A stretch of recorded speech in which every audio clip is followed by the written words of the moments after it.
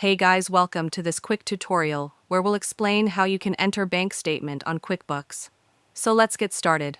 In QuickBooks, you don't normally enter a bank statement like a single document. Instead, you import or upload transactions from the statement so they can be reconciled.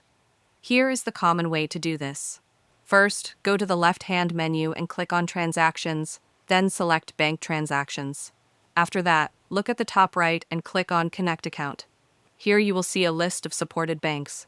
Then, type your bank's name in the search bar and select it. QuickBooks will now ask you to sign in with your online banking username and password. Don't worry, this connection is completely secure. Once you sign in, QuickBooks will display the bank accounts linked to your login. At this point, choose the account you want to connect, for example, your checking account or savings account. Next, select the date range of transactions you want to bring in. Usually, you can pull up to 90 days of history depending on your bank. Finally, click on Connect. QuickBooks will now start pulling in your transactions automatically.